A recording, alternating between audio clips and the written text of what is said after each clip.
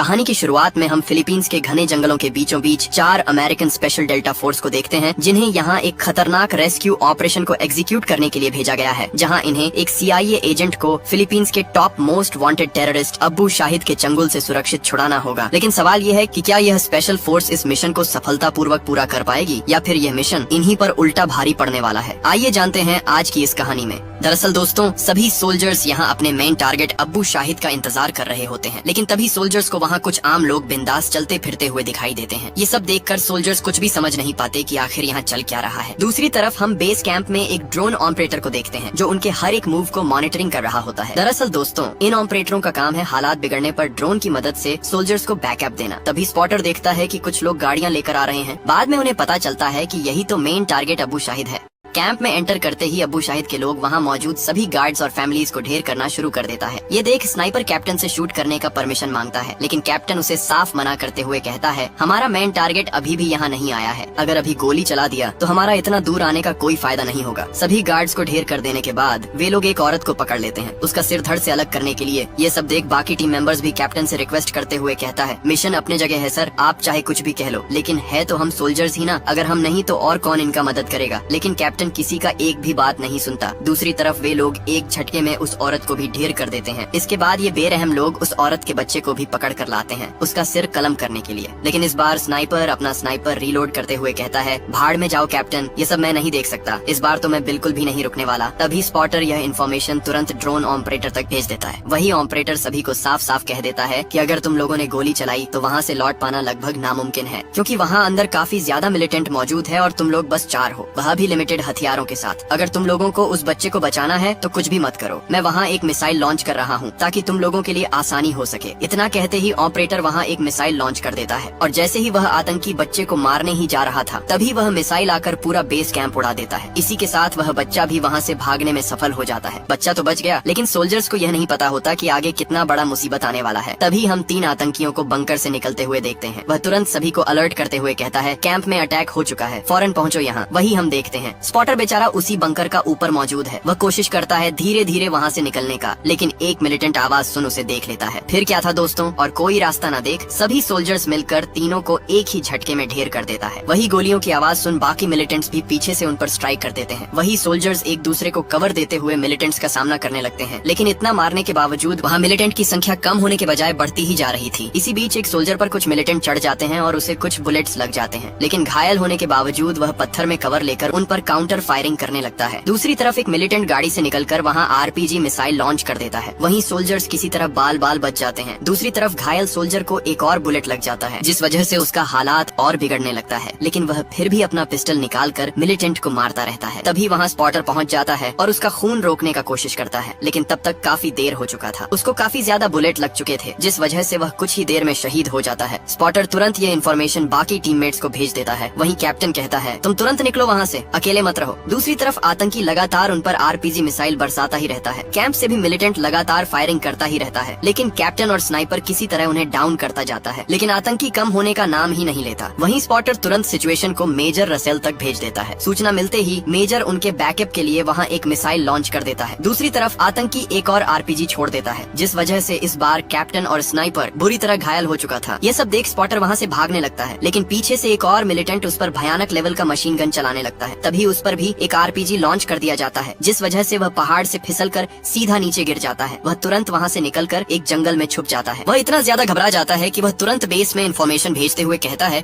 कि हमारा पूरा टीममेट्स खत्म हो चुका है, अब मैं बस अकेला बचा हूँ, मुझे कुछ भी समझ नहीं आ रहा है, मैं क्या करूँ। वहीं मेजर कहता है, टेंशन मत लो जूनियर, मैंने स्पॉट को क्लियर कर दिया है और तुम्हारे 100 मीटर के रडार में भी कोई नहीं दिख रहा, तो अब रास्ता क्लियर है, तुम वहाँ से निकल सकते हो। लेकिन यह इतना आसान नहीं होने वाला था दोस्तों, क्योंकि अब सिचुएशन कुछ ऐसा है कि स्पॉटर अब यहाँ हजारों किलोमीटर तक फैली हुई घने जंगलों के बीचों बीच फंस चुका था, और यहाँ कभी भी कुछ भी हो सकता है। आतंकी या फिर कोई भी जंगली जानवर कभी भी इसे सरप्राइज अटैक दे सकता है। लेकिन तभी वह आगे बढ़ने लगता है, लेकिन जूनियर इतना डरा हुआ था कि वह बार बार पीछे देख रहा था कि कोई मिलिटेंट या फिर जंगली जानवर तो उसका पीछा नहीं कर रहा। कुछ ही देर में मेजर रसेल देखता है कि जूनियर की दोनों तरफ से 2 मिलिटेंट के ग्रुप्स आ रहे हैं। मेजर तुरंत जूनियर को कहीं छुप जाने को कहता है। यह सब बातें सुन जूनियर और ज्यादा डर जाता है और तुरंत एक नदी के खाल में जाकर छुप जाता है। तभी वहाँ एक मिलिटेंट की गाड़ियाँ आकर रुकती हैं। नदी के दूसरी ओर दूसरा मिलिटेंट ग्रुप वहाँ से नदी पार करने लगता है। सब कुछ सही जा रहा था, लेकिन एक कुत्ता उसे सूंघ लेता है और वहाँ आकर जूनियर पर भौंकने लगता है। यह सब देख जूनियर का फट के हाथ में आ जाता है। वह कुत्ते को वहाँ से भगाने की कोशिश करता है, लेकिन कुत्ता भागने की जगह और ज्यादा भौंकने लगता है। बेस से मेजर रसेल जूनियर को कुछ भी करने से साफ मना कर देता है। तभी एक मिलिटेंट अपने कुत्ते को देखने के लिए आता है कि साला ये कर क्या रहा है, लेकिन किस्मत अच्छा होने पर कुत्ता वहाँ से निकल आता है। अंततः दोनों मिलिटेंट के लोग अपने अपने रास्ते चले जाते हैं। जूनियर भी वहाँ से तुरंत निकलकर आगे बढ़ने लगता है।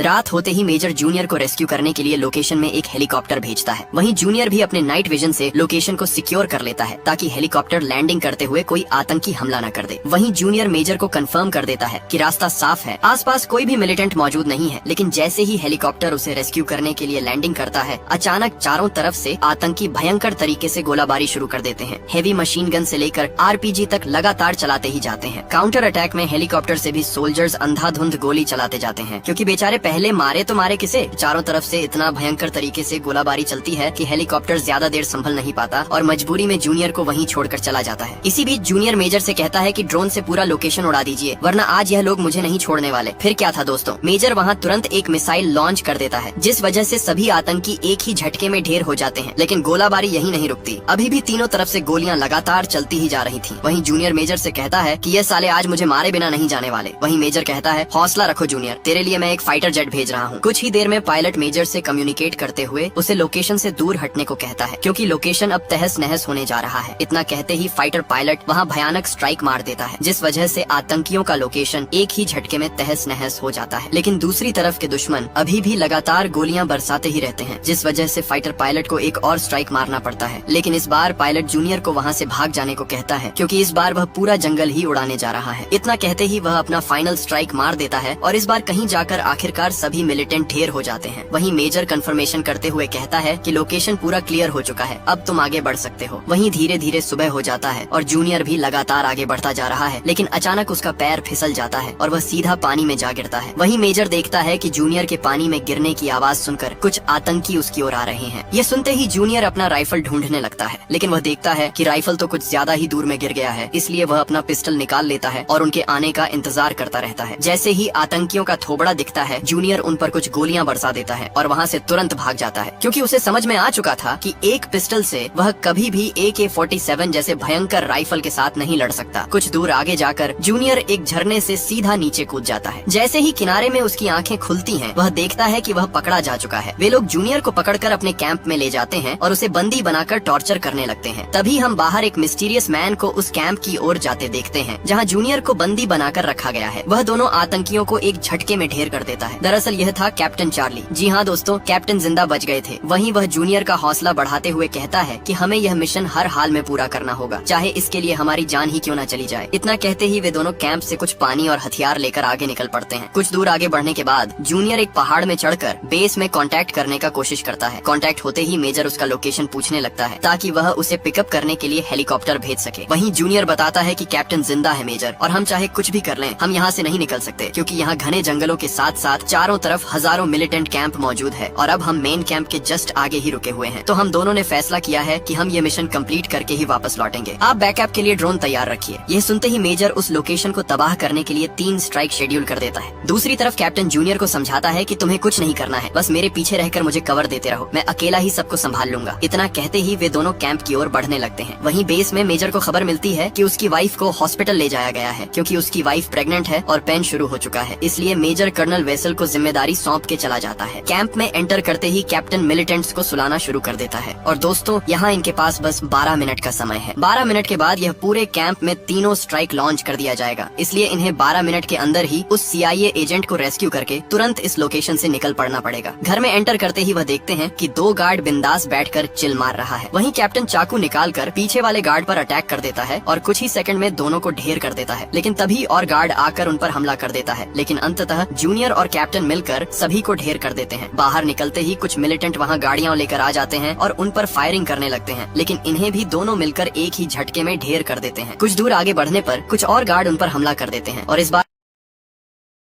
जूनियर एक गार्ड के गन पॉइंट में आ जाता है। गार्ड उसे मारने ही जा रहा था, लेकिन तभी कैप्टन उसे मार देता है। अंत में आते आते एक गार्ड वहाँ ग्रेनेड फेंक देता है, जिस वजह से दोनों सोल्जर बुरी तरह घायल हो जाते हैं। इसके बाद हम देखते हैं कि दोनों अब्बू शाहिद के हाथों पकड़े जा चुके हैं। तभी हम इस गेम के मेन विलेन अब्बू शाहिद को देखते हैं।